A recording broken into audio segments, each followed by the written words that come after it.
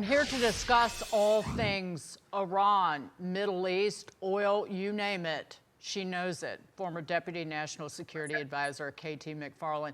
KT, we have not yet heard from you as this conflict, during this conflict so far.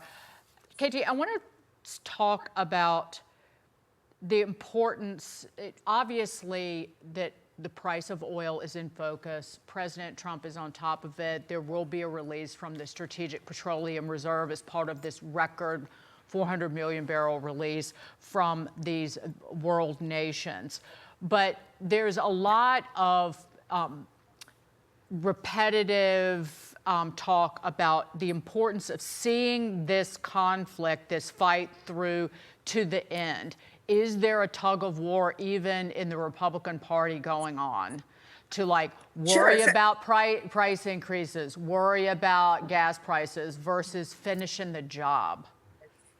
You know, there's several big elements here. So you're right. It's the Strait of Hormuz. It's our ability to put oil, not our oil, by the way. It's oil that goes from the Middle East to Europe, Middle East to Asia. We have our own oil. We have our own natural gas. But it's to keep the Strait of Hormuz open so that the transit and the global prices of oil don't increase. We can deal with that. We have naval vessels we could escort. We could take a lot of the Iranian threat out. There are a number of things that we can do. We haven't done them yet, but we could do them, including in giving insurance to a lot of these tankers that are going through.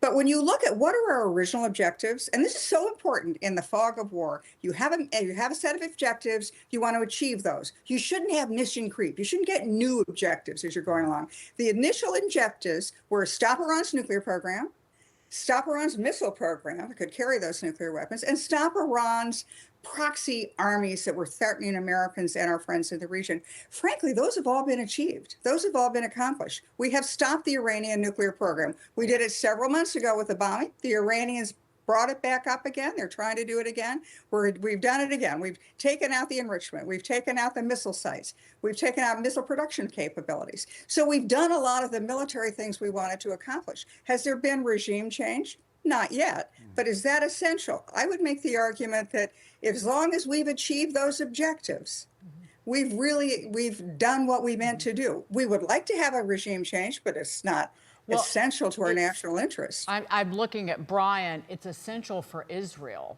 which they've been clear about. But go ahead, Brian. Right. Yeah. Well, let me ask you about this as well, just in terms of endgame. We heard from Steve Witkoff, one of the main negotiators with the Iranians, and he's relayed that they were bragging in the room with him about the amount of enriched uranium that they have. I guess I'm a simpleton. I don't understand why you would brag about that in front of the guys you're supposed to be pleading with that you don't have it. But it tells me they're either reckless or they wanted us to know that they were very willing and capable of producing weapons-grade material. KT, how do you sort through all that?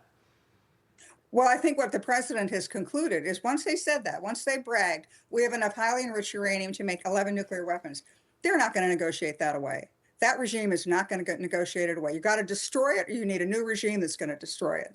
And the second thing I think they've concluded is that the Iranian leadership, I think they thought and hoped that there would be like a second tier of Iranian leaders that would come forth and we could work with them the same way we're working with a second tier of leaders in Venezuela. So far, that hasn't happened. Now, is it going to happen? We don't know. We don't know what the conversations they're having, the Americans, and maybe even the Israelis are having with that second tier of Iranian leadership.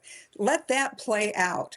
But the president, we should not have mission creep where all of a sudden we say, well, we're going to change the regime. We're going to do this. We're going to do that. It would be great if we did. And we had a regime that would work with us the same way we now do in Venezuela. But if that doesn't happen, we can do what's called mowing the lawn, cutting the grass. And that means we go in every 5 years. We go in every 18 months, whatever it takes, and we just bomb them back. Because what we have done now is we have set Iran's war-making capability, their nuclear weapons capability, their missile capability back a long time.